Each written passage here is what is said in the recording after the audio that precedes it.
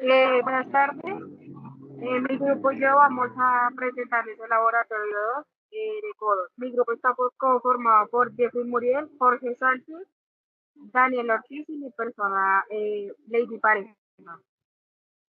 Hoy estamos en el laboratorio de hidráulica. Vamos a trabajar en el equipo HM 150.11, específicamente con el experimento de pérdidas de carga en codos y curvas. El objetivo es entender que el agua no solo pierde energía por rozar con la tubería, sino también por los frenazos y turbulencias que ocurren cada vez que el flujo cambia de dirección. ¿Qué buscamos descubrir? Bueno, en esta práctica lo que queremos es demostrar de forma clara y experimental cómo los distintos accesorios en un sistema de tuberías influyen directamente en la presión y en las pérdidas de energía del flujo. Esto con el fin de lograr a base del trabajo de los diferentes tipos de codos, como el codo 90, el codo de 45 y también pues un codo de curvatura suave. Esto nos va a permitir hacer una comparación directa entre ellos, pero bajo las mismas condiciones de trabajo. A lo largo del ensayo, no solo vamos a observar cómo se comporta el flujo, sino que también vamos a tomar mediciones precisas. Con esos datos vamos a calcular experimentalmente el coeficiente de resistencia para cada uno de los accesorios.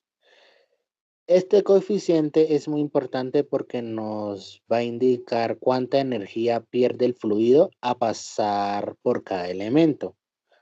Con base en los resultados que obtengamos, vamos a poder demostrar con evidencia que los cambios de dirección bruscos, como los codos 90, generan pérdidas de energía mucho mayores. Esto ocurre principalmente por fenómenos como la turbulencia y la separación de flujo. En cambio, cuando el cambio de dirección es más suave, el fluido tiene transición más progresiva, lo que reduce significativamente esas pérdidas de energía.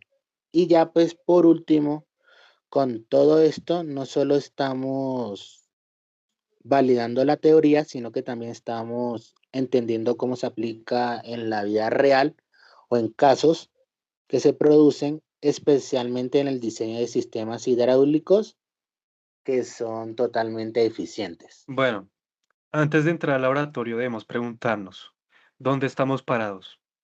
Al llegar al equipo, lo primero que debemos hacer es ubicar la sección de medición V en el módulo MH15011, que es el que la institución cuenta en el laboratorio.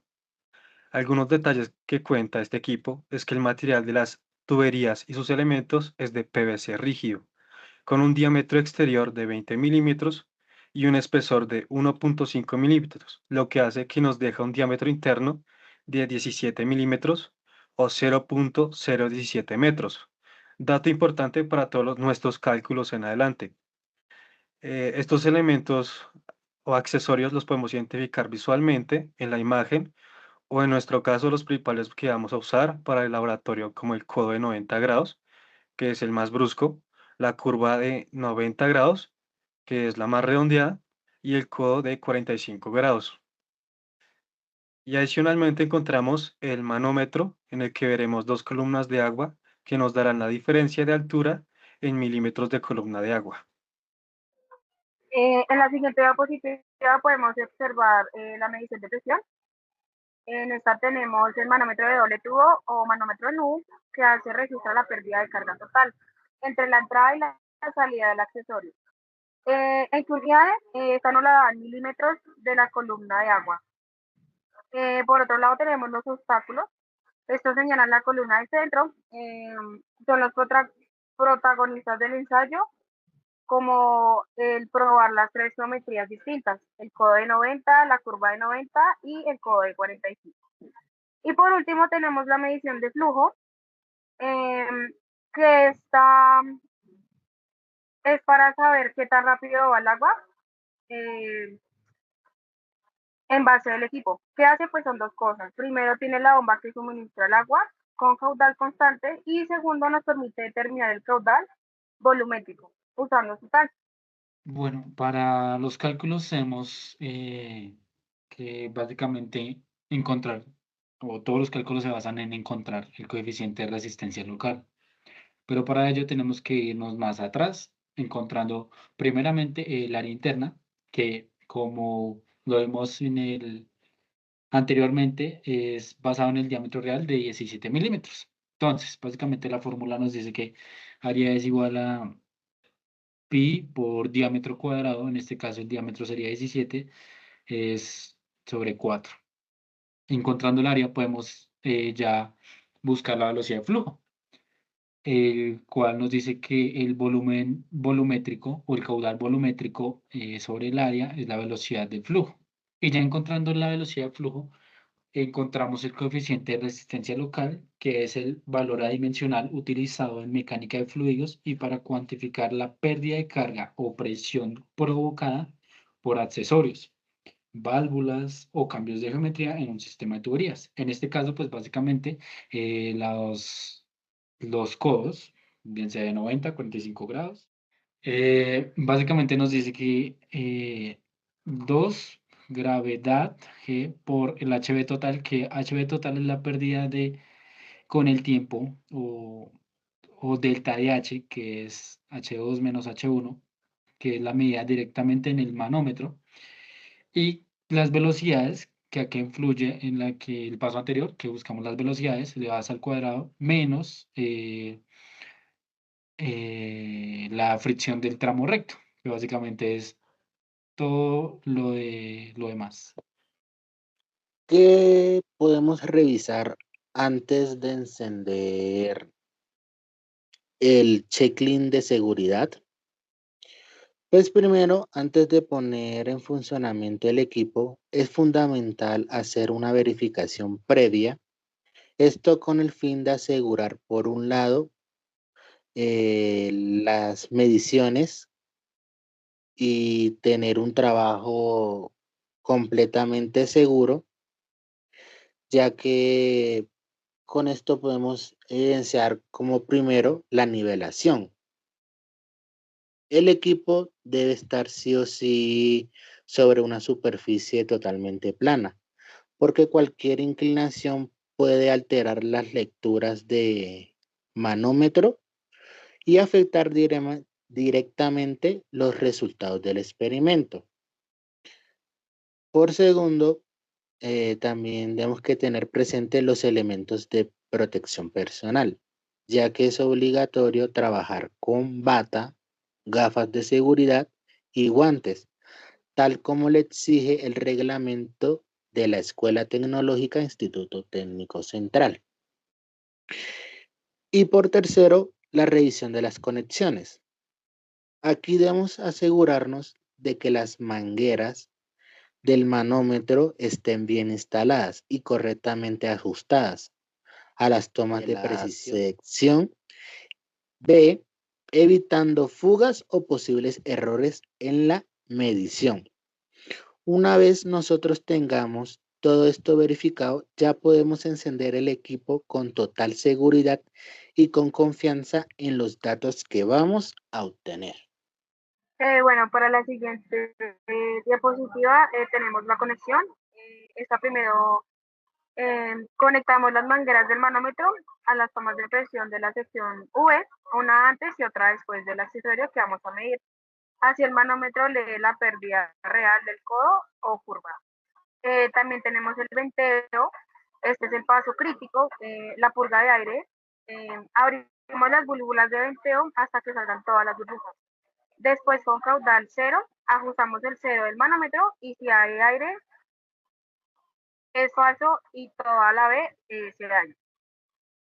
En el ajuste, aquí abrimos la válvula principal y fijamos caudales escalonados. Empezamos con el máximo posible y luego tenemos el registro y para cada caudal que fijamos registramos dos datos, la diferencia de altura del manómetro y el caudal volumétrico del rat- rotámetro o tanque. Con esos dos datos ya calculamos la velocidad y el Z. ¿Cómo podremos tomar correctamente los datos? Una vez durante la toma de datos, es muy importante seguir ciertos criterios para asegurar que las mediciones sean precisas. Primero, la estabilización del flujo. No debemos leer el manómetro inmediatamente después de mover la válvula. Lo correcto es esperar entre 15 y 30 segundos para que el sistema se estabilice y así evitar lecturas inestables o poco confiables. Segundo, el método volumétrico, si vamos a usar el tanque del equipo HM150 para medir el caudal, no debemos empezar desde cero. Es mejor dejar que el agua alcance un volumen inicial, por ejemplo, 5 litros, y desde ahí medir el tiempo hasta un volumen mayor, como 15 litros. Esto ayuda a reducir errores por la turbulencia inicial y mejorará la precisión del cálculo. Por tercero, un aspecto clave del montaje en la selección B en este equipo es común trabajar con dos accesorios iguales instalados en serie, como dos codos de 90 grados seguidos. eh, eh, por eso, la pérdida de carga que medimos corresponde a ambos. Entonces, con eso podremos obtener el coeficiente de resistencia de un solo accesorio. Debemos dividir ese valor entre 2. Una vez aplicando estos criterios, nos aseguramos de que los resultados sean consistentes, precisos y que realmente representen el comportamiento del sistema. Algunos consejos que debemos tener en cuenta en el momento de presentar este laboratorio. Encontramos la estabilización del flujo. En el momento de ajustar la válvula, podemos presentar variaciones de altura, por lo que debemos esperar por lo menos 20 segundos, mientras los meniscos del manómetro se estabilizan o llegan a la igualdad, y así poder obtener la medida más exacta de altura.